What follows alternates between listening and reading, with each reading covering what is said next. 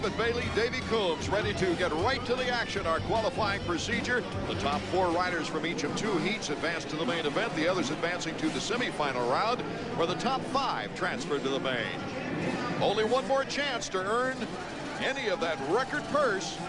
Top 2 out of the last chance qualifier will fill out the 20-rider field.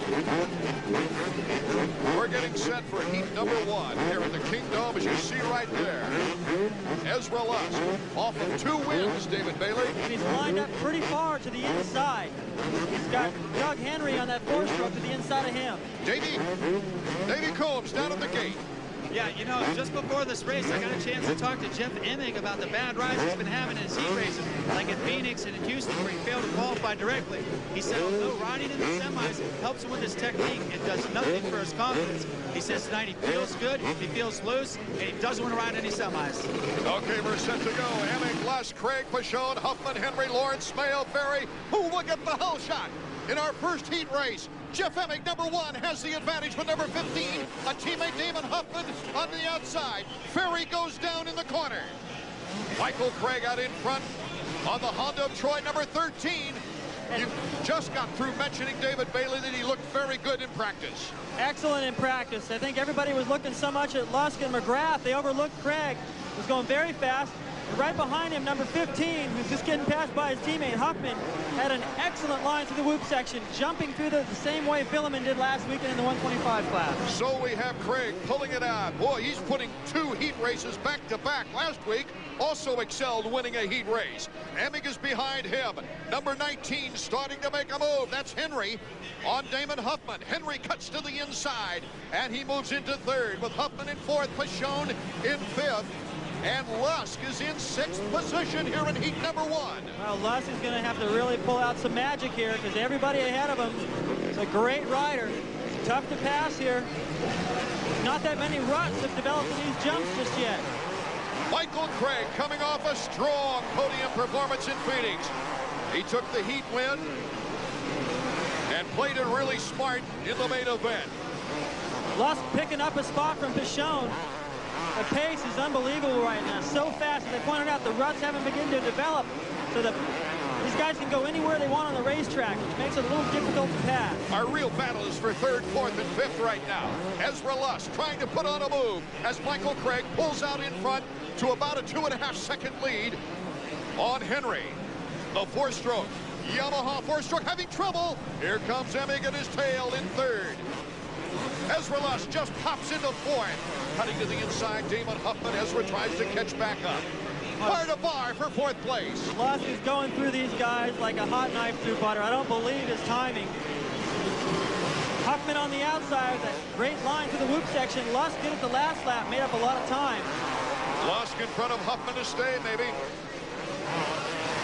As we go to the outside corner, Emig is his next target with Henry in front of Emig. Here comes Ezra Lusk. Team Honda's Ezra Lusk. I pointed out the guys are able to pretty much go wherever they want. It's kind of hard to pass. Seems like it'd be great for passing. Oh, Ezra Lusk moves into 3rd in front of the defending champion. The pace is so equal, but amongst all these guys, other than Lusk, cutting through them all. Pashone is showing some speed back there, too. Emig cannot run. Oh, Ezra Lusk goes down. There was some contact. He collected everybody. Plastic. Now, he collected Huffman and Pashone. They had nowhere to go. That's going to make for an incredible semifinal round. Ezra Lusk with some bad luck, so let's go back to the leaders. It is Michael Craig with a 2.5-second lead on Henry. A little pad now back to Emig as Lusk is back up and running. Unbelievable. Lusk over that jump, reaching out to straighten his front fender in the air. This is what happened. He got to push a little bit, bumped by Emig. Lost the front wheel, stuck in one of those whoops, and here came Huffman and Pashone, nowhere to go.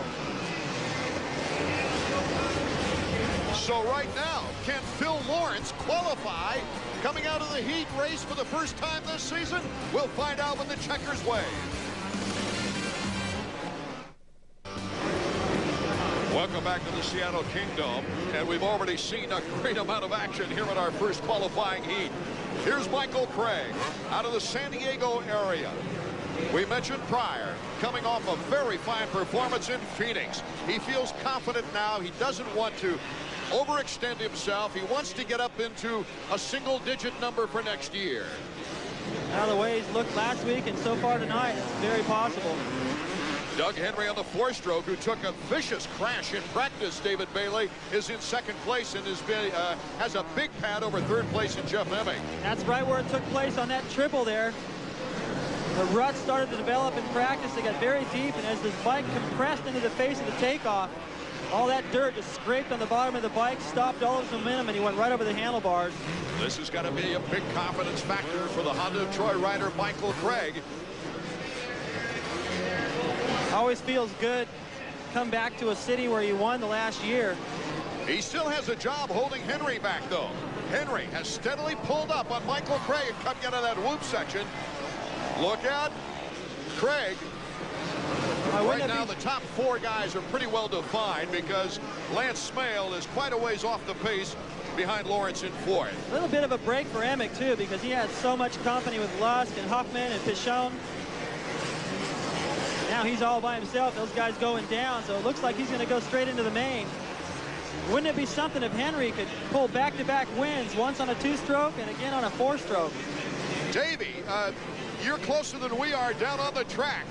Does Michael Craig have a flat problem? Well, I'll tell you what, I just saw Marshall put on his board to say loose and be confident. He has to know that Doug Henry's coming. Do you think Mike can hold him off? Here comes Doug Henry. Doug Henry into the outside. Michael Craig, Doug Henry. Henry blasts out of the backside of those whoops. Craig looking back. Has the inside, but here comes Henry. Black pass. Brilliant move. Doug Henry, the joy of this crowd. They love his story. They love him like so many people do. Michael Craig is having his problems. Now Craig's just backing off. He realizes he's got a huge lead over third place Emig. Why battle with Henry when he's on a roll? If I were Craig at this point, I would try to learn as much as I could from Doug. Follow him around these last couple of laps, try to take that to the main.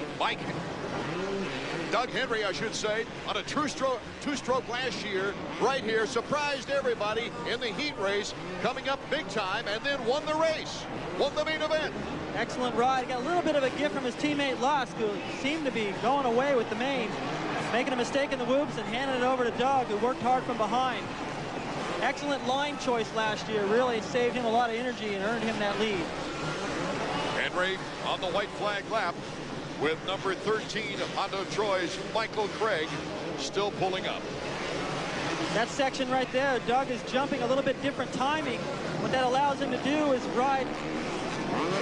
take off on the jumps where he needs all this momentum where there are no ruts. As those ruts develop, guys have their favorite lines, and if you make a mistake there, it can cost you. It cost him in practice. Jeff Emig, if he should make a mistake, Phil Lawrence is right there on his tail. But those are the four that it looks like will get the transfer to the main event. The final turn for Doug Henry. The checkers for Henry. Oh, what this could mean to Doug Henry after some sour performances here in the start of the season. Phil Lawrence qualifies the highest so far this season, number 24 on the Kawasaki. We'll be right back with words from our winner in a moment. Welcome back to the Kingdome as we see Doug Henry making the perfect pass on Michael Craig and going on to win our first qualifying heat. Henry, Craig, Emig, and Lawrence going directly to the main event, which means we're going to have a heck of a first semifinal round with Pichon, Lusk, and Huffman having to go to the semifinals. Let's go down to Davey now. Okay, thanks, Art. I'm with a very happy Doug Henry. Now, Doug, your day didn't start out that good. Tell me about that wreck in practice. Well, on this far side triple over here, I tried a different rut in practice. It was pretty ruddy, and I hit like a hole in there, and I went over the bars on the triple. Probably the worst place you want to go over the bars on the track, but I survived. Yeah, no damage to you or the bike, because in that heat race right there, you look fantastic. Yeah, I felt really good in the heat race. You know, funny thing, in LA, I took a really nasty crash in practice, and the fans went crazy when I got up from that, and same thing happened here today. I led 19 laps in LA, so maybe we'll get something going here tonight. Well, we'll see in a little bit. Okay. Larry Ward, off to one of his worst starts in recent years, is glad to come to the scene of his one and only victory as he gets set for heat number 2. Come here with a positive attitude. You know, I heard Ezra say he went into that second race at Houston like it was the first race of the year. I'm going to do the same here at Seattle. Seattle's always been, even if things aren't just right, it seems I can always get a good result here. So coming to Seattle with an open mind, get a good result, and turn around the rest of the year from here. 32nd board is up for our second heat. Along with Ward, it's Jeremy McGrath, the points leader. You see him there.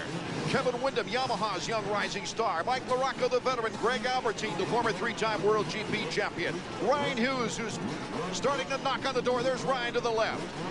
Jimmy Button had some great practice sessions. Michael Brown, Ty Birdwell, Voss, Atsuda, Rourke, Jean-Sebastien Roy from Canada, just to name a few. As we're getting set now, the 32nd board is sideways. We are almost set for our second qualifying heat from the Kingdom. Number 11 is Jimmy Button, but to the inside is Kevin Windham, number 8. Can he get through? Yes, he does. Kevin Windham and Jimmy Button, bar to bar. It's Jimmy Button in the whoops.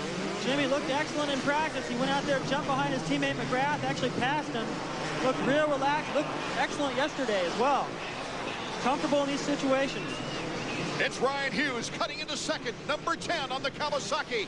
But look out for number 8, Kevin Windham. Windham has got to make his mark soon. He's trying to get over the mental hump. He won his first 250 race as a 125 rider last year in Charlotte, North Carolina. But he can't seem to get the timing down yet this season. Well, he just can't crack into the podium, but he's been right there, knocking on the door, which is good. His first year on 250. The Button, looking good yesterday, looking good so far today. Using that long, lanky frame, a lot like the same build as Larry Ward. It's obviously working in his favor in the ruts. They don't seem to bother him at all. Jeremy McGrath is on the bubble with Voss behind him.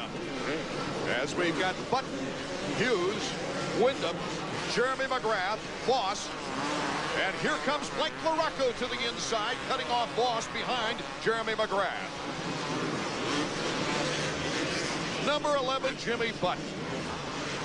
He had a fun time at his hometown in Phoenix in the last one. Here comes Ryan Hughes. Ryan starting the season off with an injured back. Very little practice for something like 2.5 weeks. And now it looks like he's getting back up to speed, David. Right there, nice block pass. Ryan set that up down the straightaway, positioning himself to the inside, has stayed close enough to make the pass, and already starting to pull away a little bit. Here comes Jeremy McGrath on Windham. As you see, Ryan's mechanic. Now, Jeremy was trying to be nice there. Almost. 6 laps to go in our second qualifying heat. Jeremy really tucking that front wheel tight and trying to not get in there and hit Windham. LaRocco would love to challenge Jeremy McGrath for the final transfer spot. But here comes McGrath, battling it out with Windham. All the riders are being forced to ride all 3 of the jumps of the triple because of the downed rider there. Completely out of the way, but flaggers just decided in the best interest. This qualifying heat still up in the air as Jeremy McGrath moves into third around Windham. So our order now is Jimmy Button behind Ryan Hughes in second place. Then we've got Jeremy McGrath in third. It's Windham in fourth with Mike LaRocco knocking on that door. 4 more riders will put the hurt on the rest of the field, sending them to the semis. It's all coming up next. Welcome back to the Kingdom. Art Ekman, David Bailey, and Davey Combs as Jimmy Button retakes the lead on Hughes. Hughes cuts to the inside, and we're going to have a bar-to-bar situation. Off the rocker. Well, there you get an idea of the different timing. Brian going to the inside out of the corner. Completely different rhythm through there, and it worked out in Button's favor. Larry Ward and Albertine are out of the picture, trying to make a move on LaRocco in 5th place. Talked to Ward after practice. He's made some changes in the motorcycle, trying to get the bike to ride a little different. Not so low in the front, so he feels a lot more comfortable, but still needs to get a better start. Having to come from behind with the talent this year doesn't work as good as years past. Team Kawasaki in a Yamaha sandwich right now in 2nd place. Loved watching the second practice session. Jeremy jumped out there and started going hard right away. Button jumped in right behind him, and for an entire lap and a half, they were side by side everywhere on the racetrack. Trying to do that again. Jimmy Button, David, looking strong in the heat race last week in Phoenix, is coming up on a lapper right now with Hughes and McGrath tightly spaced. Wyndham's losing some ground to them. Ryan Hughes goes down. He went down in the corner. Looked like he took it a little tight and got hooked up on the tough box. Yep, a little bit too tight, leaning to that inside, and hay bale was in the way. So now you got Chaparral looking good. 4 laps to go. Button and McGrath. Wyndham in 3rd. And LaRocco in 4th. So how quickly things can change. It was unbelievable how fast it changed in the first heat. All that momentum coming through there, Lusk going down, taking everyone with him. Here are teammates, great friends. But when it gets on the track, Jimmy Button wants to hold his line. It'll be a clean pass if there's one to be made. It's going to be tough. Jeremy all day has been so aggressive. Here comes McGrath, testing to the outside. Trying to get a little creative there and square across that corner. All the riders have been trying to do that. Haven't been able to pull it off. I'll never forget when McGrath was with Honda and Doug Henry surprised everyone, not giving him the space and taking the heat race. And I can't remember exactly where that was, but the jaws dropped and the eyelashes went up. Here's Jimmy Button, our leader now. It'll be a white flag, maybe? No, not yet. 3 laps to go. I think Jeremy's having fun either way. If Button beats him in this heat race. 2 laps to go, my correction. Here's Bardavar. The fans are standing on their feet at the straightaway. McGrath to the inside. Oh, and good power for Button. Oh, my goodness. What a commercial for Chaparral. Jeremy McGrath taking the lead in the heat race, and Button eases off after the pass. Now he worked for that. Jeremy inside, outside, trying everything. And Ryan Hughes having a lot of trouble going down just before the starting line corner. He's up, but he went down hard. Jeremy looking so aggressive out there in practice. Most of the people cruising around the pit seem to have the feeling that McGrath is going to win tonight. This is a real bad break for Ryan Huffman as we take a look at him trying to restart the machine. I should say Ryan Hughes, because gosh, he's been so hurt. He came into this race with an air of confidence because the doctors told him he couldn't injure his back any further to go ahead and race. LaRocco is down, and it's the final lap. There you get a shot of LaRocco. This track is treacherous. That's the whoop section that claimed 3 guys in the first heat race. So once again, the order changes. Larry Ward has all of a sudden taken over 4th place on the final lap. McGrath starting to play up to the crowd a little bit, feeling it tonight. Jeremy McGrath looking for his 3rd heat win in a row. You see the bike squirrel right there a little bit, trying to get into that rut to do the triple. Not very many guys going for that. It's going to get harder. McGrath, the checkers. So a confidence builder for McGrath, as well as Jimmy Button as he comes across in 2nd place. A word from Jeremy in a moment. It was a battle of chaparrals, David Bailey. And McGrath working his teammate hard, trying to steal the line away, but doing it polite, making it stick. Jeremy McGrath and Jimmy Button 1 and 2 out of our qualifying heat, with Kevin Wyndham and Larry Ward inheriting really qualifying spots as we saw people drop like flies. Davey Coombs. Yeah, you know what? The one guy, though, didn't make a mistake out there is Jeremy McGrath. Jeremy, congratulations to you and the Chaparral Yamaha. 3 heat race wins in a row. What's that do for your confidence? Well, that one was definitely good for my confidence. I didn't get such a good start. I started like 4th or 5th, and I kind of hit Mike Brown and went off the track over there. But I came from behind, and that was good. What about dicing with your teammate, Jimmy Button? You guys are friends, you're roommates, all that. Any kind of holding back on that, or are you just going to drill that guy if you have to? Well, there was a few times out there where I could have really put it to him, you know, and I didn't. I kind of, on that one pass, I drove it in a little bit deep and just showed him where I was. I don't think I'd take Jimmy off the track unless it was a must-do circumstance. Finally, did you watch the first heat race with Doug Henry winning and Ezra Lusk not even qualifying? Yeah, Ezra had a little bit of bad luck out there, fell down. Doug was riding really well. I need to get a little bit better start. I kind of got a little late on the start, and if I get a little better start, it'll be good. Taking a look at the 1998 AMA Supercross schedule coming up. We're heading south to San Diego next week, and then it's up north to Indianapolis, to the Olympic City, Atlanta, Georgia. Then we head to Florida on the 28th, Tampa, and then on to Daytona on the 7th. It's over to New Orleans. Thank goodness they're back on the schedule. We go to the Superdome there as it's a string of domes from then. New Orleans, Minneapolis, St. Louis, and Pontiac before the Charlotte Motor Speedway, then on to Texas Stadium for the second to the last race of the season, then the finale in Las Vegas, Nevada. Art Ekman, David Bailey out of the 2 qualifying heats. We have an incredible list of superstars on their way to the semifinal round. Guys like Lawrence and Button, who aren't accustomed, I don't think, of going directly from the qualifying heats into the main event. They're stirring up the waters here, David. Well, that's going to change their approach to the main, too. They're used to having that extra race in there, and so it's going to be more important for them to warm up properly after sitting around for so long. Really impressed with Henry on that 4-stroke. After winning here last year, I said in the heat race, it wouldn't be something if he was able to come and back that up, but doing it on a 4-stroke. Jeremy McGrath looking in top form as his teammate Jimmy Button. That was a great second heat. And as we go down to the stadium floor, Davey Coombs, how are things going with that track, Davey? Well, it's starting to get a little more rutted out. They try to put some key lime down, kind of dry out some of the dirt. It's always a problem in Seattle, but I personally think that's what makes Seattle a good race. It's not follow the leader. The track gets chewed up, and I think in the heat, or rather in the semi races, with all those good guys, we're going to see some really good racing. Ezra Lusk, Damon Huffman, Mike LaRocco. We got a slug of them coming up. Still haven't made the main event. We'll be right back in a moment.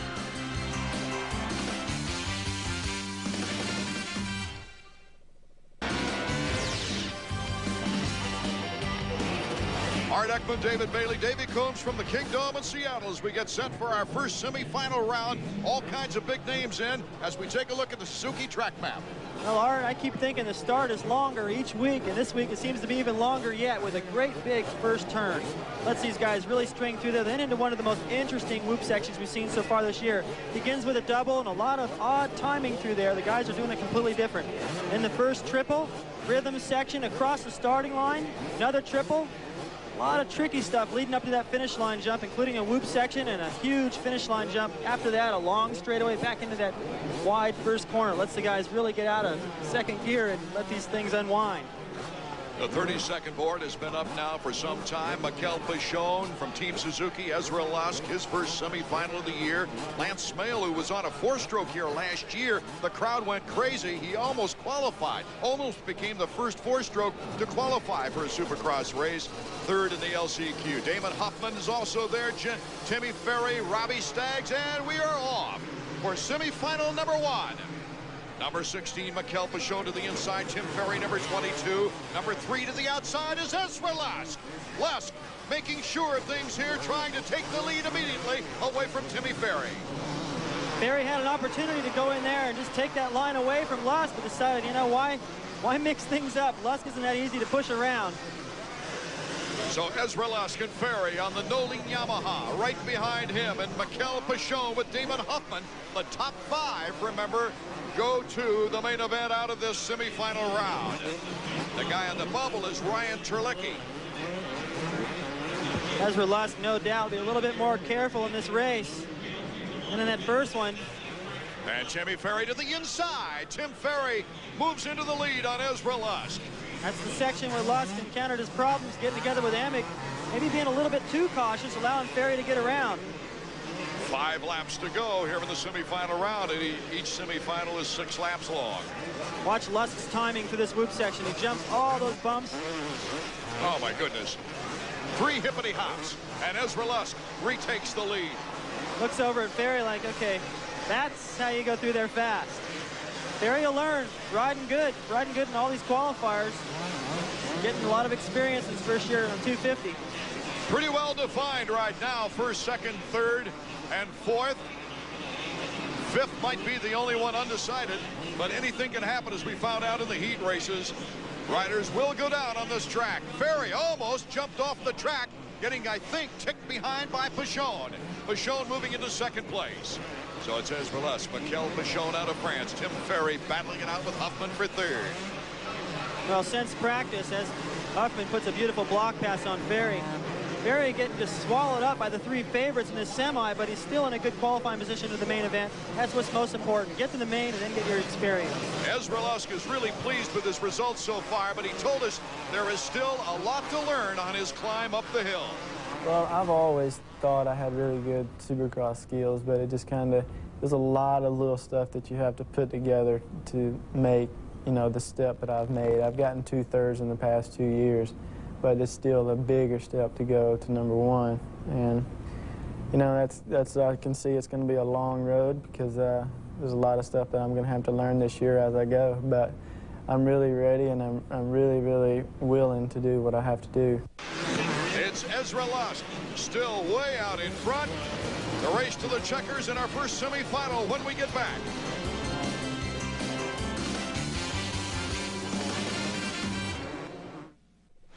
It's Lusk, Pajone, Huffman, the top 3 in our semifinal round with Ferry and Terlicki. Watch the timing of Damon Huffman, number 15. You see just to the left, jumps into that whoop section. Got great timing through there. Anytime you can hop a lot of those bumps like that, just take 2 or 3 hops, saves a lot of energy. The track is so much different for these guys in the semi now. It's been beat up. The soft soil here changes every lap. Our Suzuki Field summary, you see it there, is the order of things. Top 5, whoa, going down is Pajone. Got on the gas a little too early right there. The back wheel wasn't quite into that rut. Spun right over the top. Only drops a couple of positions. And he goes down again. I was about to say, he still looks good getting into the main, but not now. Watch Pajone, number 16 in the yellow. That back wheel just not quite in the rut. He got on the gas just a little too early, getting over that little hump, washed right out. And then he went down again. Concentration. Once you go down like that, it's so hard to get it back. Trying to get up before he had a good opportunity, so it is now Lusk, Huffman, and Ferry. Lusk taking his time to get the track dialed in. You got to go to the semi. You might as well make it work for you. Probably make a couple little changes to the bike. I don't think he's too worried about his fitness. I know this guy's in great shape. Everyone I've talked to, I talked to Johnny O'Mara, who's training with him, Jeff Stanton. They all have a lot of confidence in his ability. And whoa, Ryder blowing away the hay bale there. But Ezra got a lot of confidence being able to go 20 laps as hard as he can. And I look back to last week, him catching Jeremy. I think fitness may have made a big difference there. Ezra's got another look at the track here, having to go to the semifinal round as we take a look at Damon Huffman in 2nd place. Ferry's in 3rd. Smale and Terlicki 4th and 5th. Now Smale is from Federal Way, Washington. Terlicki is also from the Pacific Northwest. It is the final lap for Ezra Lusk. You see Huffman, great timing through that section. These guys are getting a little advantage from the guys from the heat race. Being able to hop through that section. The whoop sections this year, they're really making a difference. Everyone's able to get over the obstacles pretty much the same, but the whoop sections are really separating these guys, and they're getting some extra time on the track right now. Huffman is being very careful. I think he'd like to pass Lusk, but he's picking his spot. Here comes Huffman. Huffman to the inside. Can he get around Ezra Lusk in the final few turns? Lusk with good positioning. 56,018 fans as here comes Damon Huffman through the whoops, goes to the outside, he cuts in, Huffman the winner! Oh my goodness gracious, Ezra Lusk, a close second in our semifinal round. The crowd coming alive as 2 Pacific Northwest favorites will also qualify the top 5 out of our semifinals, and we'll be back in a moment. Welcome back as we take a look at the pass and the finish of our semifinal round, and from that angle it tells a little bit different story. A photo finish, and the AMA says Ezra Lusk has taken the inch-by-inch advantage here in this first semifinal. Right there, Ezra Lusk, you see him. That's the angle we originally had. The other angle looked more like Ezra Lusk as we go now to Davey Coombs. Davey. Okay, guys, that was a photo finish. Yogi, did you think you had it? Well, I didn't know. I guess, you know, I really didn't know anyone was that close to me. I wasn't really looking back, and I was kind of looking at some different lines, and he snuck up on me. I was quite surprised. All right, well, tell us about this. Did you see anything new that you can use in the final? Yeah, the last lap and the lap I just rode around a little bit and looked at the track. I see some things that might help me out. All right. Well, I know that you usually transfer directly. Do you think that that was a good thing tonight? We've had Jeff Emig not qualifying directly. He says it helps. Did that help you tonight? Tonight, I think it definitely did because of all the ruts. I just, you know, I was looking around a lot, and I wasn't really going real fast, checking to make fast laps. I was just looking a lot. So that was really something after Ezra Lusk and Huffman dueled. Pichon was able to get back in the picture and make the transfer in the main as Smale fell down on the final lap.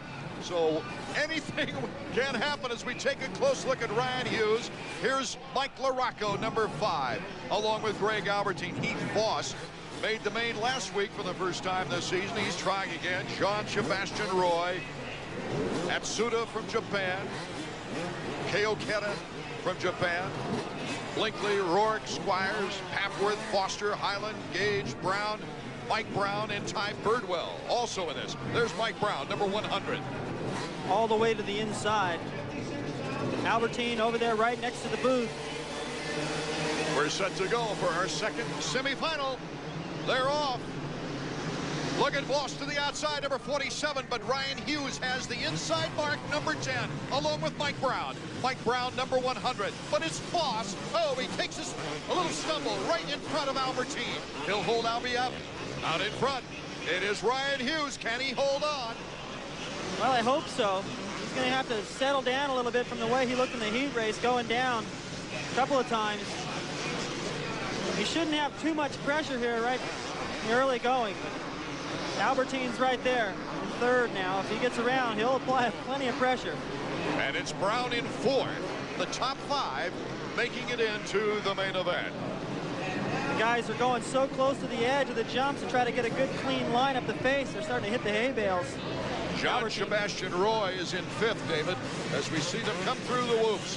Voss, 46. Albie, Michael Brown, number 100. Brown back in the U.S. after going a year at GPs in Europe last season. Voss, just a factory sandwich. Drifts a little bit wide, allows Albertine to get through. Albie having a little trouble in the qualifying with that whoop section. And Brown stuffing him right there in the corner. And hitting the deck with Jean-Sebastian Roy, coming out of the corkscrew, out of that small jumping whoop section. So it's Ryan Hughes in front with Greg Albertine in 2nd, Michael Brown in 3rd. Albertine doing a good job of getting all the way over that little looped out section. It's an interesting obstacle. I haven't seen that before, but jumps all the way over the whole thing. That's one way to eliminate having to deal with the ruts in the face of the jumps. Jump the whole thing. Takashi Koikita is now in 5th place, the final transfer to the main. We'll see if he can hold on when we return to the Kingdom. Here we go. The battle for 1st and 2nd and 3rd is on. They're making a semi-final round look like a main event. Ryan Hughes, number 10. There's Brown. He goes into 2nd. Getting in front of Greg Albertine, who's had a very slow start to the season this year. Voss is still in 3rd. Mike LaRocco has moved into 5th. LaRocco having to come from behind, but he's doing a good job of it. Really, he's on the pace of the leaders, these guys, but Hughes is starting to make a couple of mistakes out there.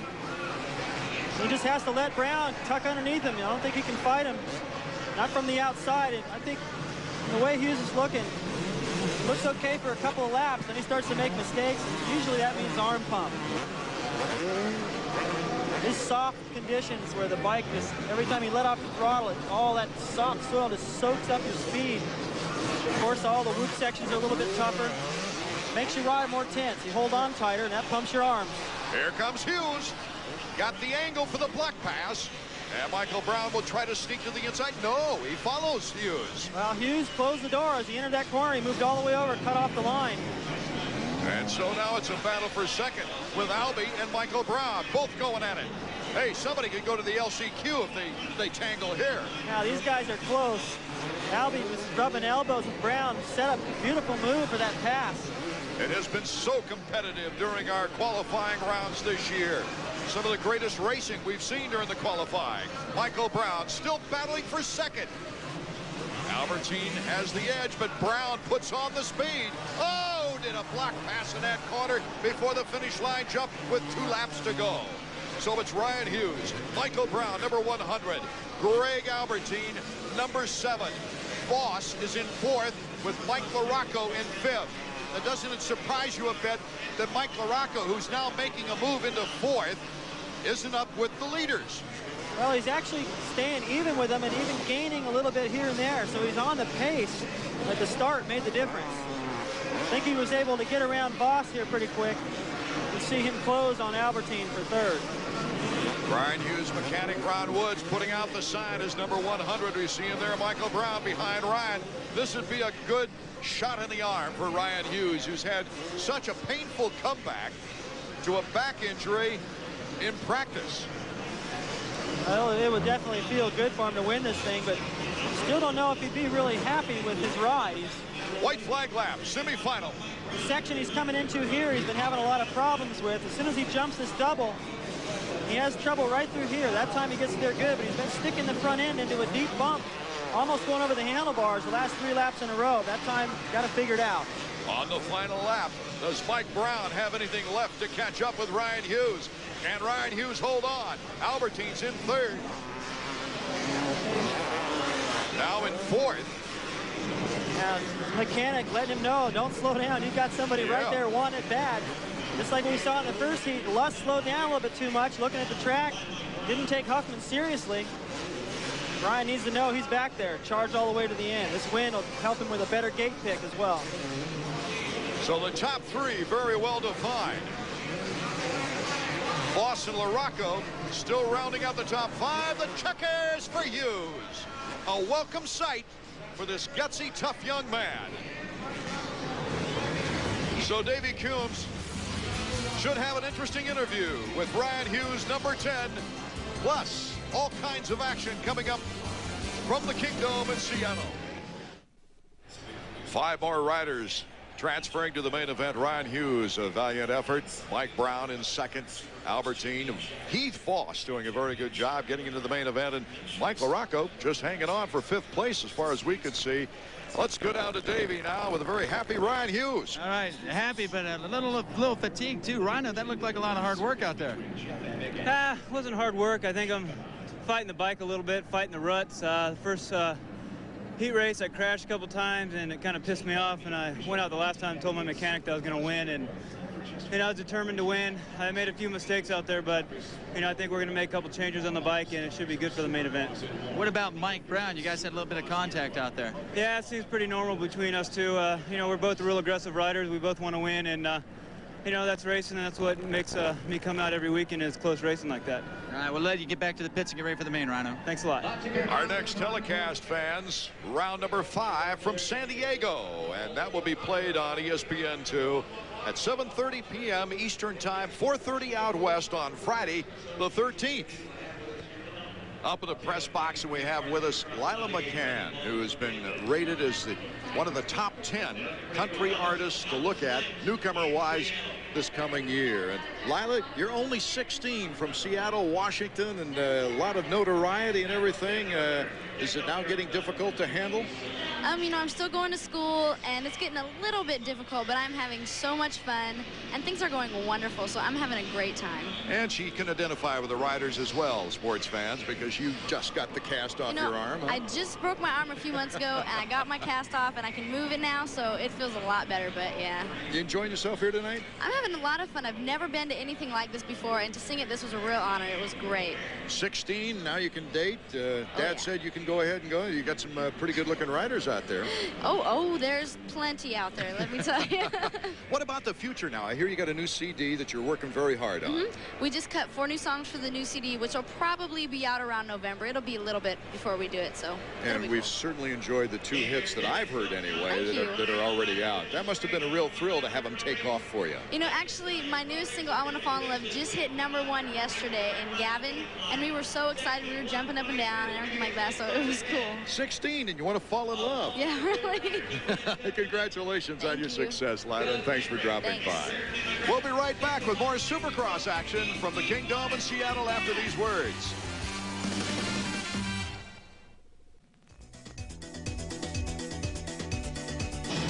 The 250 main from the Seattle Kingdome is underway. Lamson a good start, #4. Does he pick up the $1,000? It's close. Michael Craig, #15. Jeremy McGrath is right there. Ezra Lusk, #11. Back and forth we go, bar to bar. Over the Thor triple. Oh, good acceleration on the outside. And now here's Lusk on the inside.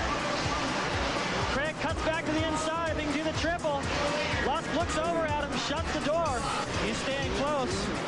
Like I said, you're going to have to play her cool. Lusk is down. Lusk went down. And Larry Ward, the crowd erupts.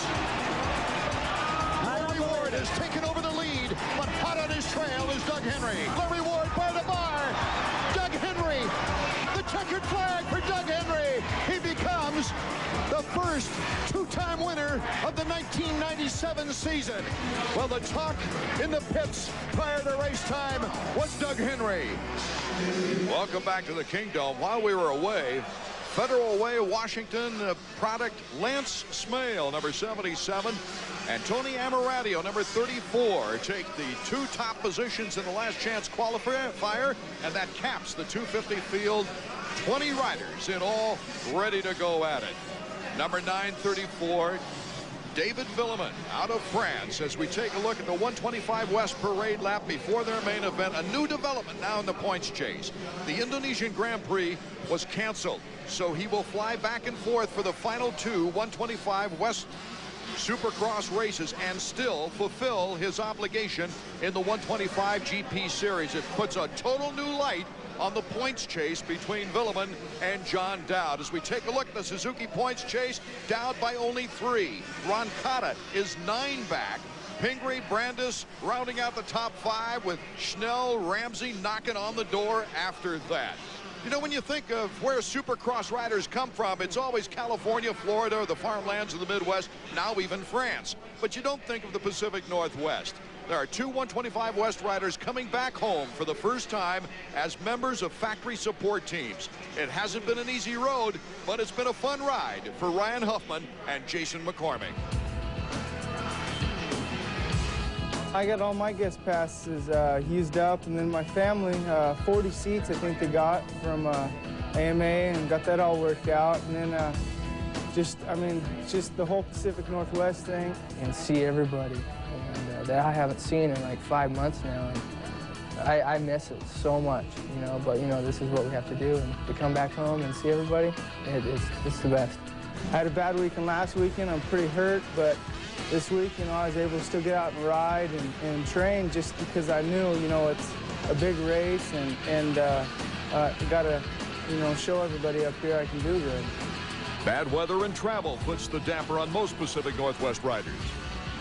It's not as easy as everybody in California, Florida, where they have all the good weather when it comes through all the winter, especially when you get into the pro level, because it's, you know, I never had a Supercross track to practice on because of the weather. You know, and competition up here has never been like it is down there. It kind of can hold you back, you know, and we've always had to travel a lot. We go to California a lot. For two longtime friends to get factory support rides in the same year was exciting. We're both excited. You know, this was a dream of ours that we've always discussed, and to be, you know, riding for a team. But our dream is to always be on the same team, and we're there, but not all the way there yet.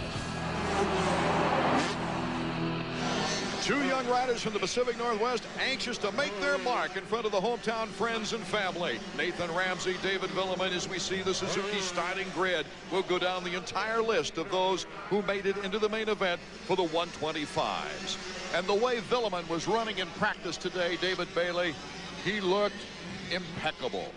Well, I was talking to some people. I didn't get a split on him, but he was the same lap times a couple of times in the early running of his practice session as the 250s. And that is really going out there because that's about 3 seconds faster than anyone else. And on the parade lap just now, once again, like last week in Phoenix, like Davey Coombs said, he won the parade lap. He lightened it up, dazzling the fans on both triples, a no-footer cross up off the finish line jump, a front wheel wheelie. The guy's just going crazy. Here's our past winners. Villemin winning this race last year. Wyndham the year before, Huffman, Hughes, Phil Lawrence back in 1993 when he was a Team Suzuki rider. They're at the gate ready to go. Villemin actually raced here in Seattle in 1996. He took a 10th. He did 3 races in 96. Got a 4th in Anaheim. Should have been a sign of things to come, don't you think? A 10th here and then a 5th in San Diego. Then he turned around so that nothing could be said to be negative in a mood there. came back and won the race after the 10th place finish the following year. Davey? Yeah, you know, you guys are talking about how good David Billman's doing. Well, I heard a bizarre rumor that guys at Team Honda are already looking at this guy to possibly bring him over in 99. That's a pretty impressive compliment at this point in the year. I would think with Ricky Carmichael one more year on his contract, they'd also be looking that direction, David Bailey. Well, if Honda got both those guys and kept Lusk on with the ball he's got rolling, they would have an awesome team. It almost doesn't even sound fair. Okay, they're at the gate. It's sideways. We're almost ready to go for the 125 made. And they're off. Oh, what a charge. 28 is Huffman, the local boy. Ryan Huffman has got the whole shot. Matasevich, 111, is right there alongside.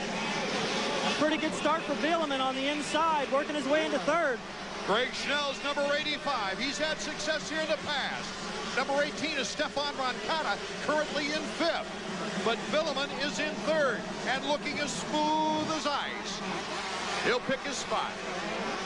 It's going to be a lot of hard work for Ramsey and John Dowd and McCormick. They're all right around 10th spot. They've got to stay glued to Bieleman because I have a feeling he's going to the front. Ryan Huffman winning the whole shot money. And Matasevich, John Matasevich, an interesting story coming back into 125 action.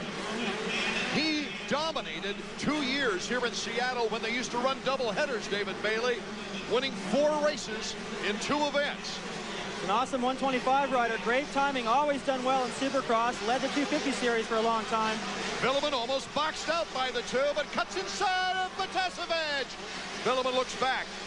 Well, Matasevich got so preoccupied with the leader, he left the door wide open for Bieleman, and there it goes again. 1 lap, Bieleman now is in the lead, and he is very, very difficult to hold back. Once he gets in the lead, it just gets bigger and bigger. Stefan Roncada in 4th, behind Ryan Huffman and John Matasevich. Jeff Matasevich, number 111. Matasevich can hang with Bieleman a little bit right here. That'd be a big boost for his confidence. Try to learn a little bit, see the timing that Bieleman has through these loop sections and his corner speed. He gets on the gas so early. There you get Roncada over the finish line jump. Roncada moving in front of Huffman. So it's Bieleman, Matasevich, Roncada, Huffman. Beautiful timing. And then McCormick passing Huffman. Roncada starting to time these whoopie-doos like the 250s. If he doesn't make the pass on Matasevich before they get back to that section again, I would expect him to make it there. When Larry Ward won his one and only Supercross here in 1990, guess who was in second place in that race? That was a great battle. I don't even know if that was a battle. That was more like a fight. They were blocking each other so bad. Jeff Matasevich and Larry Ward. It was a true battle. Right now, Checkin is trying to hold on to second place because McCormick, who's very fast but has had crash problems, is right behind him. Boy, if McCormick can stay upright.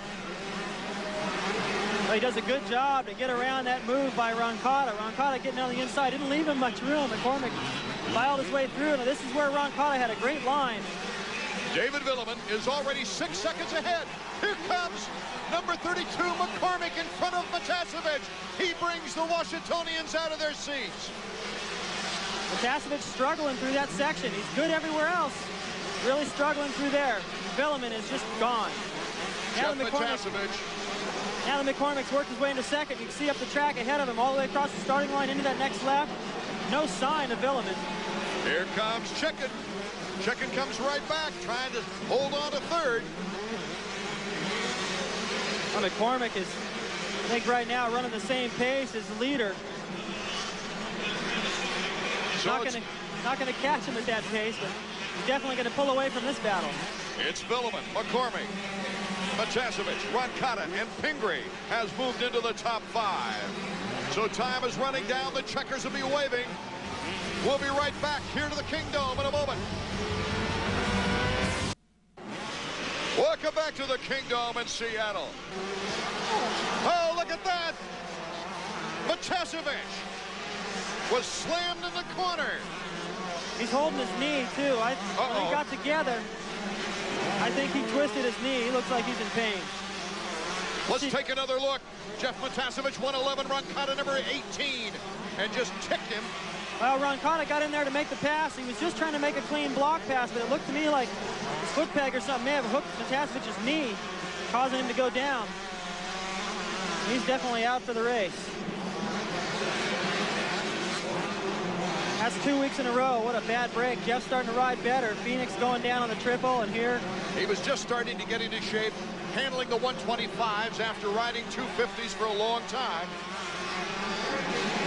And a really difficult emotional break now for Jeff Matasevich. We just hope it's a twist or something like that. You see, looks like he's going to try to restart, but as he sat down on the bike, that left leg was just shaking. And Dowd is starting to work his way up. Here's Villeman, number 934. Take a look at this guy. Just moves around on the bike so much. Take him around, David. Beautiful corner speed over that, nice and clean. Watch him to the whoops. Tries to time these. He'll jump. That section is starting to get rutted out a little bit. He's trying to stay on the tops. The section coming up, he's beautiful. After he comes around, this is where the first corner enters the track. Jumps through there, jumps again. Little bobble right there. It's hard to keep his balance, but he's been getting through that section faster than anybody I've seen all night, even on the 250s. The guy is his timing and his ability to seek new lines in the middle of the race, which is hard to do. Usually you get your favorite line, and it's hard to deviate from that. This guy is able to adjust mid-race. You know, last week, David Villeman was doing something few other, if any, riders were doing. He was jumping the whoops instead of skipping on top of them, similar to what he's doing here today. You know, in Europe, the whoops are bigger, so it's more difficult to hit the top of the hoops. So we jump in 125 by 3, sometimes by 4. So it was in Phoenix, it was a bigger hoops than in LA or in Houston. So it's why I jump by 3-3 and 1 time 4. And me, I prefer to jump because I had experience to jump. As Villeman has a 7-second lead, we're looking at the battle for 5th. Ramsey and Dowd. Nathan Ramsey, who surprised a lot of people by winning the heat race. We knew he was fast, but he was having trouble staying up on 2 wheels this year. Won the heat race to qualify for this main event, and John Dowd is now on the hunt. Let's go to Davey. You know, I've been talking to a lot of people down here at the pits. They're trying to find out what is wrong with John Dowd. This is not what Yamaha had in mind, having John run around 5th or 6th. Some people say it might have been the last-minute change from the East region to the West region. He might not have been ready to start racing in January, guys. That's a good point, Davey. Kind of get in your head what you need to be doing, where your fitness ought to be. Perfect example of that is Emmett. He doesn't really plan on being tip-top until mid-season. And John Dowd, a little bit of a slow starter as it is. Maybe because of this change, even a little slower than that. McCormick out of the Pacific Northwest, desperately trying to hold on to 2nd place. Here comes Nathan Ramsey to the outside, but McCormick. And Ramsey's got his hands full with Dowd, so we've got a 1-2-3 train now for 2nd place. Great battle. John Dowd looks like he's faster than both these guys. Just unable to get around. Let's go down to Davey Coombs, who right now is with Dowd's mechanic. Brian, what do you think's wrong with Johnny? Looks like he's having problems making some progress. Yeah, you got good riders out there. He's trying. It's hard to make a move right now. The track's a little bit one line. I don't know. Let's see what happens. I think actually as the track gets more rutted, it's a little bit easier to pass. It always was when I was racing on a rutted track, because the guys in front of you have to make a commitment. They don't have a smooth surface where they can go anywhere, and it's harder to predict what they're going to do and counter their moves. You see a lot of riders in the shot. It's Villeman in 1st, McCormick in 2nd, still holding on. Stefan Roncada, the Frenchman, in 3rd, and Pingree and Ramsey are going at it for 4th. Pingree, FMF. Ramsey on the Kawasaki Pro Circuit, and John Dowd is number 9 behind Ramsey. I think what's harder, Brian Berry may be talking about, is he's not just trying to pass one guy, which he does. He gets Ramsey right there on the inside, but trying to pass 2 guys, a lot different story. Looks like he's going to get it done. Dowd getting around Pingree with a nice move finally. So when we come back, we'll find out if Dowdy can hold that position. Welcome back to the Kingdome. Art Ekman, David Bailey, Davey Coombs, as we're taking a look at the future superstars of this sport in the 125 West right here at the Kingdome, and it is Villeman 8 seconds out in front. Villeman is already into the whoops on this side. You're seeing Pingree, number 29, who had just moved back to 5th position, battling with Ramsey in 6th. So it's Villeman, McCormick, Roncada, Dowd, Pingree, and Ramsey. That is our top 6 order. Well, this is where the battle is. The guys out front, pretty strung out, are running a fast pace. McCormick looks to me like he's a little bit on the edge trying to catch Villeman. Over the triple, Pingree, it's getting harder and harder to do. Those ruts are getting deeper. The front base of these jumps looks like a comb as you head up. And when you land, you got to land in another rut. The balance it takes is just unbelievable. Here's our leader, Villeman, through the whoops up to the finish line. Well, it seems like this track, David Bailey, is perfect for his style. He likes ruts. He doesn't steer away from them. He can time the jumps and the whoops so beautifully. He seems to like the hard pack, too, like last week. So I don't know if this guy has a weakness. Here's our Honda stopwatch. Let's check out the interval now and see what his lead might be over the second place rider. It's about 8 seconds. And it hasn't changed too much. And Roncada starting to close that gap. Make it a race for second. John Dowd about 14, 15 seconds back. John comes on strong at the end, though. Villeman simply dominating this 125 Western scene. He's led 29 of the 45 laps coming into this race. And winning 2 of the 3 last. Roncada and McCormick. It's Roncada now moving into second over the native favorite here in the state of Washington. 3 laps to go. Can McCormick hold on to a podium position? Here's our leader. Watch him through here. We'll get a lap time on him. Hopping through those whoops. Under a minute. Unbelievable. 57 seconds is what the 250s have been running. And we reiterate, the schedule looks like he will be able now to attend all of the 125 Western events. So he is definitely going to stick around for a points race. It does not conflict now with his GP schedule in Europe or around the world. Here's Stefan Roncada. He's dedicated himself to American Supercross. Well, these guys are really coming over here and making a statement. The French want to do so well in the United States.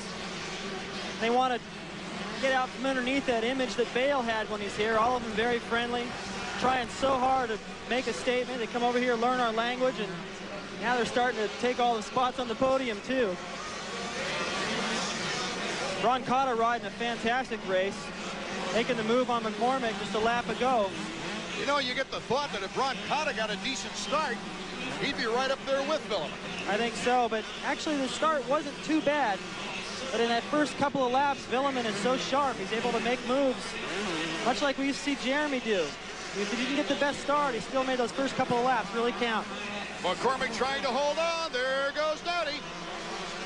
And Dowd moving in front of McCormick now, sending McCormick back to 4th. I think what happened, Art, was McCormick got right into second. You could see he was riding so aggressive, tried to stay with Villeman and burned himself out a little bit. But I admire that. He put it all on the line. He gave it everything he had. So now he knows that maybe he needs to be a little bit more fit. Down to the final 2 laps, and McCormick still can get his best finish of the year. He finished 5th in Los Angeles. We're down to the final lap now, as Villeman already hustled over the finish line jump while we were speaking. Just on the opposite side of that straightaway, you see the flags go out. Danny Smith going down off the triple. Here comes Villeman. They get the bike out of the way just in time. They wouldn't let him jump the triple. They got the Red Cross flag out. That means no jumping with a rider in danger. Villeman, though, he's got so far so much of a lead. Good job, baby. It's not in French. There's still a chance. John Dowd battling with McCormick. That pace has really picked up. They're closing on Roncada.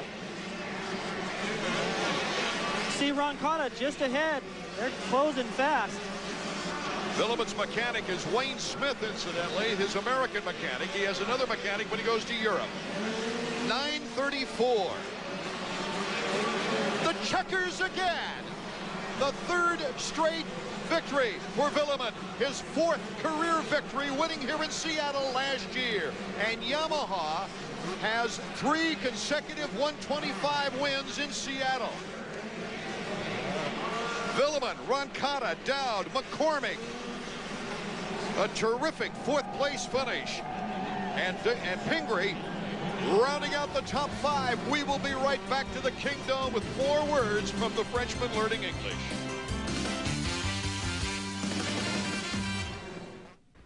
Here's how the 125s finished up here in the 125 West in the Seattle Kingdom. Villeman, his 3rd consecutive victory. Stefan Roncada, another podium appearance for the young Frenchman as well. John Dowd in 3rd place. Jason McCormick in 4th. And David Pingree moving up to 5th. And as we look at the official top 10 125 finishers, Davey Combs is moving over to that podium to get the words of wisdom from the one of 2 Frenchmen, David Villeman. Okay, thanks, Art. David, congratulations, man. You're just knocking these guys dead here in the States. Yeah, I did a good start, maybe 3rd, and I come up and, you know, I passed Machazevic and Ryan Hoffman in the same lap. So it was easy for me after I lead about 13 laps. I did not make too much mistake. The track is very hard because a lot of ruts, so I'm happy to don't make mistake and to stay on my 2 wheels, and I will thank Yamaha and FMF for this victory. You must also be pretty happy with the news that you don't have to go to Indonesia now. You can stay and race for this title. Yeah, maybe I can wait for this title, but maybe it's maybe a rumor, or I don't know yet, but maybe I will come back for Dallas and Minneapolis and do all the series, and I can take the title, so I'm happy to race all the races. Okay. Well, congratulations, David. Listen, we're going to move over here to the next French guy, and this is our 2nd place finisher. This is Stefan Roncada. Stefan, a good ride, but how are you going to stop? How are you going to stop Villeman? No, I had a bad start. I had a good start, and he was in the lead pretty soon, so he could catch some way, you know. And I think I had a good race. I was pretty fast out there, but he was as fast as me. And when we have that much of a lead, it's very hard to come back. I mean, if he has done a mistake or something, I would come back, but not right now. It was pretty fast out there. Hey, are there any more French guys coming over next year? I mean, right now, the way it stands, you guys are laying waste to these guys. I don't know in the next years that coming, but I think Tortel is coming and is going to do very good here in a couple of years, I think. So start to be a lot of French guys to do good, and we're very happy because it's all our dream to ride good here, so it's really good for us. And I hope we have a lot of fun. That's it. All right, let's go back to you, Art. That's it. He knows enough English. Hey, I'm through. Yep, that's it. As we take a look now at the Suzuki point standings, the 125 Western Division, Villeman taking over the lead in the points race. Only 2 points over John Dowd, and Roncada is right there. Pingree's moving up the ladder as well. Let's go back to Davey. All right, hey, you know what? We just found out, John, that it sounds like Villeman's got the points lead. What are you going to do to get after this guy? Oh, I don't know. I think I got to start off by getting some better starts, and you know, I can't be letting him get up front like that. And I got kind of stuck in the pack today, and just really got kind of clustered back there, and I didn't have a chance. I mean, them guys, they opened up a lead right off, and you know, I just didn't have a chance at them. Well, we know that it was kind of planned that you were going to ride the East, or at least a lot of us thought. Do you think that the sudden jump to the West caught you unprepared? I don't think so. I think, I mean, all the tracks are pretty similar, you know, on both sides and this and that, so I don't think that really has anything to do with it. I just, I've been a little tight the last few races. I don't know if it's, you know, something to do with the points race in the back of my head or whatever, but I got to try to straighten that out and get back on track. Well, you know, I think Dowd's been riding great. I mean, tonight, yeah, he needed a better start, but he's been second to Villeman and riding great. It's just Villeman's just riding a little bit better. Outstanding. This guy probably has a good shot at the podium in a 250 class the way he's riding. 9:34, celebrating his 3rd consecutive victory, taking over the points lead in the 125 West. The main event for the evening, the Superstars kickstart their 250s when we come back to the Kingdom. Getting set for the main event here in the Seattle Kingdom. Art Ekman and David Bailey up in the press box. And out of the qualifying heats, we saw a very fast McGrath. We saw Ezra Lusk go to the semis for the first time to make the main event. Wasn't his fault, of course. But you know, David, could Doug Henry win 2 years in a row, this time on a 4-stroke? It's very possible, and you can't tell by looking at his face how he's feeling, because he's smiling all the time no matter what. But he is very fast here. He's comfortable in this situation with the ruts. That 4-stroke seems to be working good here. The disadvantage is that it's a little heavier, and it scrubs off some speed in the face of the jumps. It drags the dirt through those ruts. But they took a lot of time here and packed all the faces of the jumps. That's to his favor. The bike has a lot of power on the start. He's got to get out over the gate, get a decent start. I think he can pull it off. His heat race was 1 second faster than McGrath. Right, 1 second faster, Davey Combs. And I understand Team Honda has made a personnel change. Yeah, from what we're hearing, Art, it looks like Wes McCoy is no longer at the helm of the Honda team. Now, I'm not sure if this is a permanent thing, but from what I'm hearing, it quite possibly is. Instead, Jeff Stanton, of course, a former 6-time national champion, and Cliff White, a longtime member of the Honda program, are going to kind of take the helm over. I think that Wes is going to be reassigned somewhere else at Honda, but if that's the case, at least he knows he went out a winner with Ezra Lusk last weekend.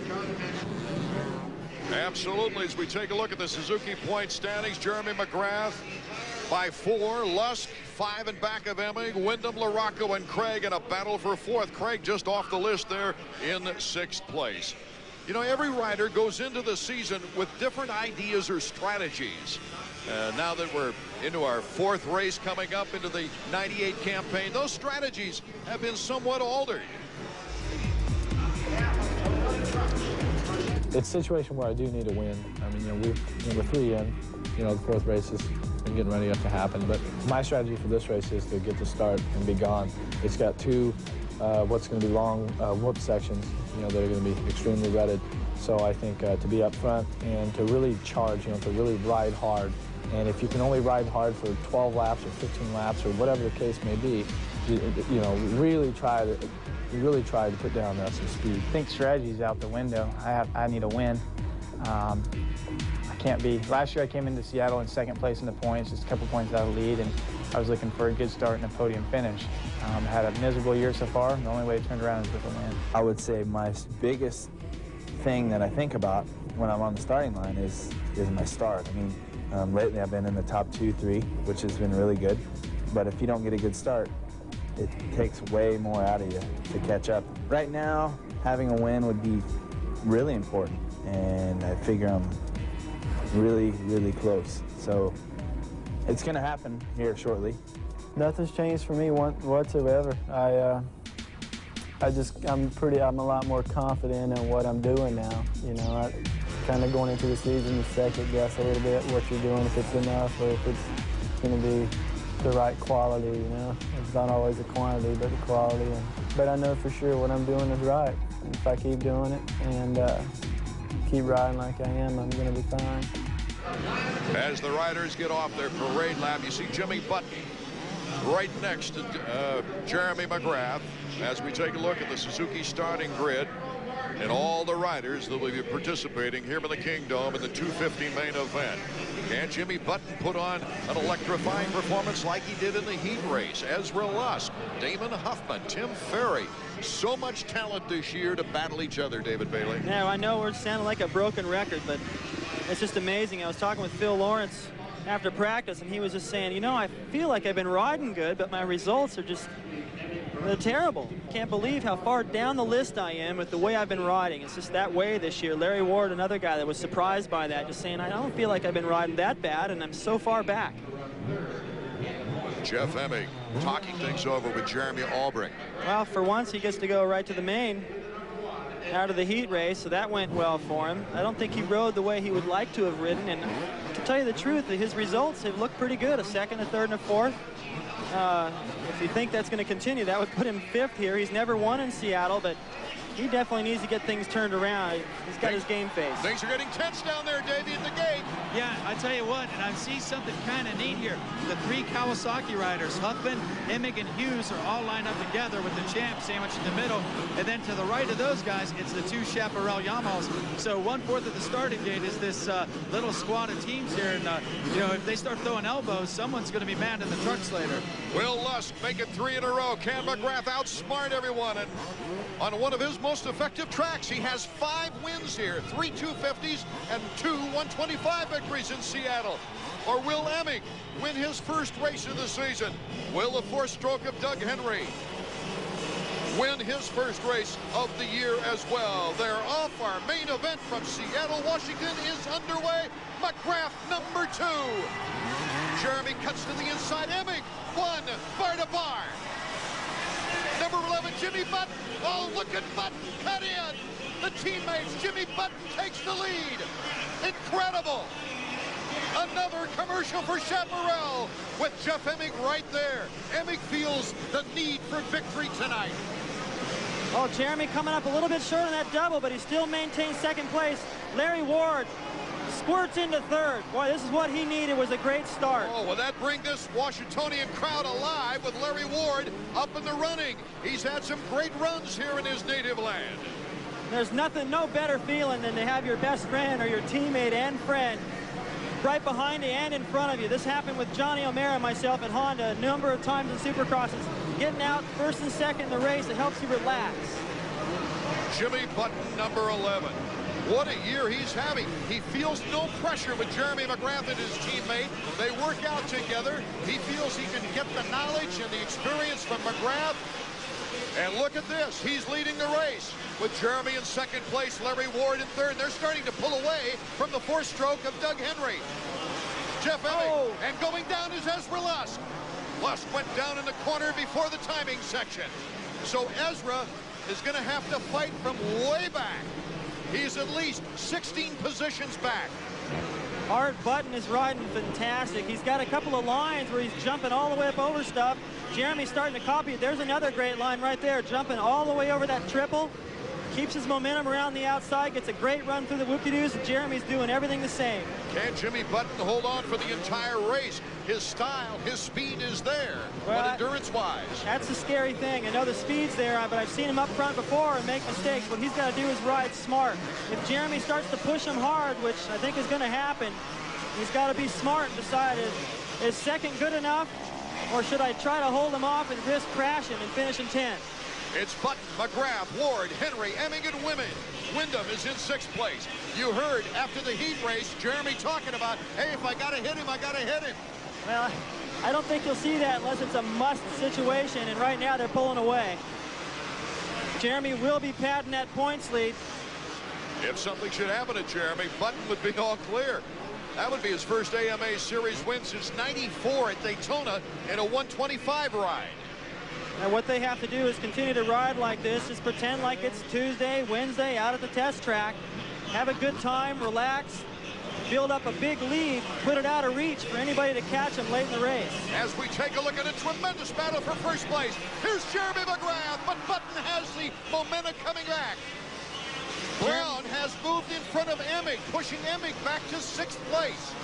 Here's Jeremy McGrath on the run. Jimmy Button, number 11. Button is going to run 125s in the National Outdoors this year, with Jeremy running the 250s for Chaparral. But what a team they've put together. Jeremy has actually stopped following the lines of Button. He was copying him at first. Oh, a little fishtail. Jeremy tried to cut it in that time. Right, Jeremy looks to me like he's getting impatient and he's saying now's the time. He's starting to change up his lines and make a run at him in every corner. Here they go. Button still holding on by a tire. They got to be careful not to start to ride defensive with each other and slow each other down. Button's getting so much good momentum out of the corners, but now if something happens, and look out, Jeremy was far enough away from him to stay out of trouble. McGrath is our leader. Looks to me like McGrath was content to stay behind Button those first few laps while he was riding so well. As soon as Button started to make a few mistakes, that pace started to slow just a little bit, but Jeremy feels faster. take over the lead and let Button try to follow him all the way to the checkered flag. Let's take another look at it. Button almost taking Jeremy out. Incredible balance in the middle of that whoop section full of ruts for Jeremy to not run into him, take them both out, control the inside of the corner. Now we'll see if Button can hang with him. 16 laps to go. Jeremy McGrath looking for his first victory of the season. He is the points leader, and Emig and Lusk are way back.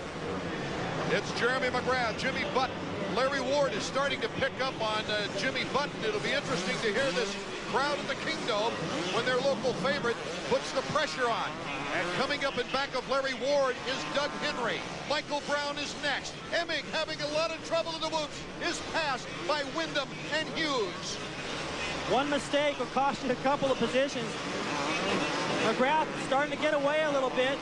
Button starting to ride defensive with Ward on his tail, and Henry's right there to take advantage. You know, David Bailey, Jeremy McGrath told us that he made a basic mistake last week with the lead, getting out, putting it at crunch time. He got into overdrive, pacing it too soon. Yeah, I really felt like in the first 5 or 6 laps, it was Jeremy's race. And he did take it a little bit easy, and then to see Lusk coming, made him a little bit nervous, and then Jeremy anticipated getting into those lappers. His arms pumped up, and everything went south. He's got to put it out of reach here. 5-second lead over second place. This is the battle for second. Larry Ward having a little bit of trouble there in the whoops at the beginning. Holding on to third with Henry right on his back rubber. And Larry Ward saying all year he's been pretty comfortable, just having a little bit of a confidence problem. Whoa, Doug Henry with a great block pass right there. They caught Larry by surprise. So now Henry moves into the podium spot. Will Larry Ward settle for that? They put a lot of extra required practice time in this week at Team Suzuki. A strong message from Roger DeCoster. And practice is so late on Monday night, they had to run with lights. Here is the Suzuki field summary. McGrath, Button, Henry, Ward, and Mike Brown. And you can see that the guys second through fourth, all are guys that needed to get the ball rolling, needed a good finish, a good start. They've all got it. But Henry, after that just terrible mistake on the last lap in LA, really set the tone. He's had trouble ever since to get that good result. Ward and Brown both needed to get good starts. Behind them, it's Kevin Wyndham running about where he's been running all so far this season. McGrath out in front. He's looking for 5 straight Seattle podiums. I take that back. He's looking for his 5th straight Seattle podium, Davey Combs. Yeah, remember what I told you guys down the starting line about the Chaparral riders and the Kawasaki riders line up together? Well, right now, Chaparral is 1 and 2. Kawasaki is 6, 7, and 8. So looks like Chaparral got the better start there, and it's carried over way into this main event. Jeremy told me earlier he likes his position right now, and obviously he's in first place in this race. But before the race started, he liked his position. But this sport is all about confidence in yourself. Our whole sport has evolved around believing in yourself. If you don't believe in yourself, then what do you have? You have nothing. So every one of these guys out here has to believe in themselves quite a bit, because as much as people say it might be a team sport, it's not. It's an individual sport. Our leader here in the 250 main in the Kingdome is Jeremy McGrath with his teammate Jimmy Button in second, Henry in third, Ward in fourth, Brown in fifth, Wyndham, Hughes, and Huffman the order. We'll be right back as this race continues in a moment. Welcome back to the Kingdome in Seattle. Ezra Lusk is back to 9th position. Now, unofficially, when I saw him go down, it looked like he was at about 16th or so, David Bailey. Yeah, he went way back, had to pick himself up, straighten things out. Now he's got 3 guys right in front of him all the way up to Wyndham. He's definitely going a little faster than they are. Getting around him is a whole nother story because they're taking up all the lines. He's got nowhere left to go. Right, the 2 Kawasaki riders, Huffman and Hughes, are like bookends in front of him. Well, it's really frustrating for Lusk right now, I bet, because he knows he's as fast, if not faster, than anybody on the racetrack, but McGrath has been all week, and a little mistake cost him the win when he knows he should be able to go out there and make it 3 for 3. There's Mike Gossler, his mechanic, looking on. Here's where maturity has to play a part. He's still in a points race, but he's got to make his way up. Here's Ezra Lusk. Got the break he needed. Gets 2 guys at once. I talked to Stanton in the pits, asked him if I thought he thought overconfidence may be just a little bit of a problem for Lusk after the way he's been riding lately. He said, well, we talked about that. Lusk just wants to take each race as a new one. It's not the guy that's the fastest that always wins. The guy that's the smartest. He wanted to get a start in the top 5. Little mistake there. Play is cool, and then let his fitness do the talking towards all the way to the end of the race. He knows he can go on any track they build, no matter how rough and rutted, for 25 laps all out. And that may make the difference down the stretch here. As he moves up to 7th place, Team Honda's number 3, Ezra Lusk. Jeff Emig is simply fading. Every time Emig comes around to that one loop section, there's one bump there that he can't get figured out in the timing. He's got to slow down and ride through it. He's just getting eaten up alive. Jeremy McGrath, our leader, with Jimmy Button right there. 9 laps to go from the Kingdom. Wyndham, number 8. Number 15 is Huffman. They're way back in the pack. Wyndham just has to watch. Lusk rode right around him on the outside. Lusk is definitely on the move. He can see up to Brown and then Larry Ward, so it's possible for him to make the podium here, but boy, laps are winding down. It's going to take a lot of effort. Jeremy McGrath has an 8-second lead on 2nd place as we take a look at number 2. He's won here 5 times, the 250 in 93, 95, and 96. He won the 125s here twice in 91 and 92. He was 2nd in 97 and 3rd in 94 only because of a flat tire. Right, it's amazing the guy could do so well with a flat tire. Larry Ward still not letting Henry off the hook. Charging into that whoop section before the finish. Got to be hard to try to pass a 4-stroke because that guy, Henry, gets such a burst of power out of the corners, and that thing throws up a pretty good roost, and all that light color stuff in the dirt, those are rocks. When they hit you, they hurt. It messes up your concentration. Here comes Larry Ward making a move on Henry. Henry, number 19 on the 4-stroke. Larry Ward on the Team Suzuki. Ward just having a miserable start on the season, but is really hoping right here in Seattle to recapture some. And Larry Ward cuts the inside on Doug Henry. Great move. Unbelievable. He gambled. Big gamble there. Wasn't a lot of room on that inside, but Larry just positioned himself. I always say it. You beat the guy to the corner, and you got the inside, and you got the pass. And it's not impossible. Larry Ward is going to have that much farther to go up to Button. So if Button fades a little bit, Larry Ward's got 2nd. Number 4 is Blitzen. Les McCallum, his mechanic, and Davies with him now. Yeah, he's very busy. He's writing on the board right now for Larry to stay calm and stay loose. Very excited. Suzuki needs a podium really bad, and Larry Ward might be the guy to deliver. Well, Lusk right now, it's very possible that he can catch all the way up to Larry Ward. Not that much farther to go. Lusk is on the move. Incredible. Lusk in 5th position after that going down into the dirt. You know, Suzuki, 15 podiums in 16 races last year, and so far, they haven't had a podium. Their hopes right now are on number 4. What he's got to do is get up there and battle with Button, because what he doesn't know is behind him, Lusk is coming hard. 7 laps to go. How far can Lusk move up the ladder?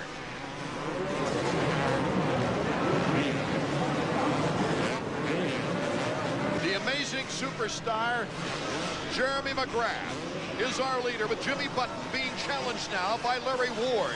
Henry is falling back. That gives Lusk a chance.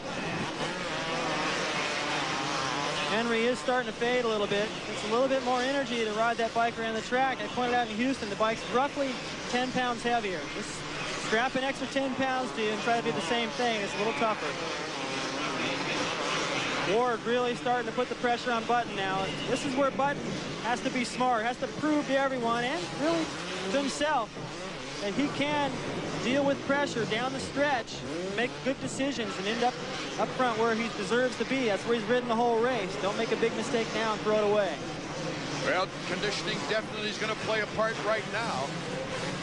If not a mistake, with 5 laps to go, Jeremy McGrath with a big lead on Jimmy Button and Larry Ward. The real battle is for 2nd place right now.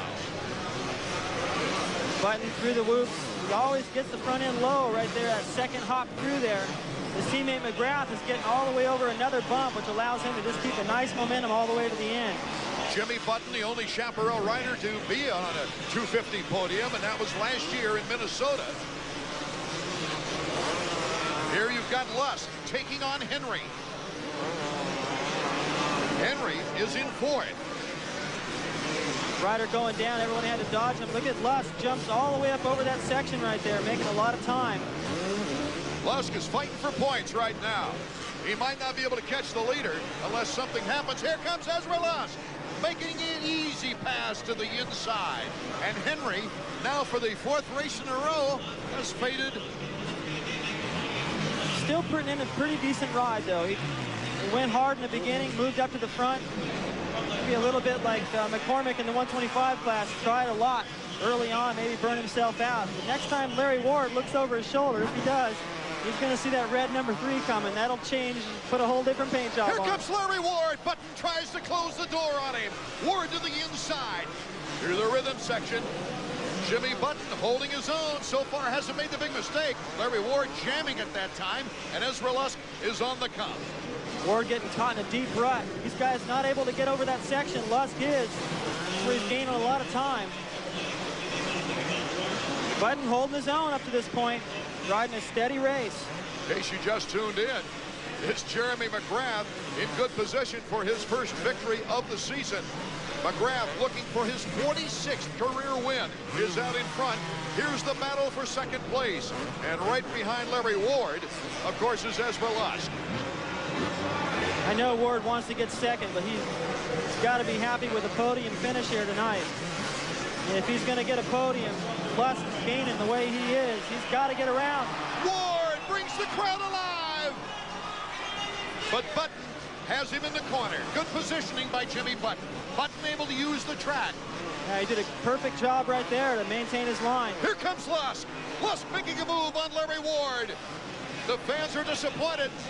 They want their Washington native to hold on. But Ezra Lusk is now threatening to bump rubber.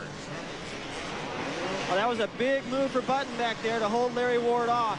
If he hadn't have done that, this would be him right here trying to hold off Lusk. Instead, he's got about a 25-yard lead back to those guys now. A little breathing room. This says a lot for Jimmy Button, that's for sure. As Ezra Lusk and Larry Ward battle for the final podium spot. With Jeremy McGrath, 2 laps to go. Our leader overwhelmingly out in front.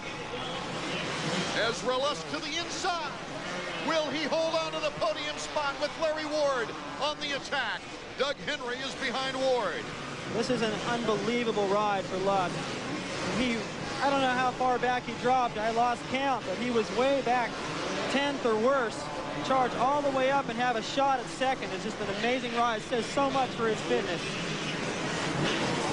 Of course, he's been working out now with Ricky Carmichael back in Georgia. The two have been getting together and working out hard as we take a look at the 4-time consecutive champion trying to win back a title. The white flag lap for Jeremy McGrath. Great ride for Jeremy. And Jeremy elevates his teammates, the people around him. Button's the beneficiary of that. Last year, he elevated the Suzuki team. Now he's doing it to Button. Team Hondas. Ezra Lusk trying to make a move on the Chaparral. The Chaparral Yamaha of Jimmy Button. Larry Ward still holding on behind Lusk, trying to hold off Henry. Oh, Button's done a fantastic job. Did a good job right there to take just the right line and take away the options from Lusk. He couldn't go in there and slam the door. Coming up, there's a section. This is where Lusk has been fast. Ezra Lusk into second place. Incredible. Can Jimmy Button hold on to the podium spot? And now he's got Larry Ward knocking on the door. They got about a quarter of a lap to go. The checkers for Jeremy. 62 career wins. When you count them all up, Supercross and motocross, one away from the all-time record held by Ricky Johnson and Bob Hanna. We'll be right back talking with a first-time winner on the season, Jeremy McGrath, in a moment.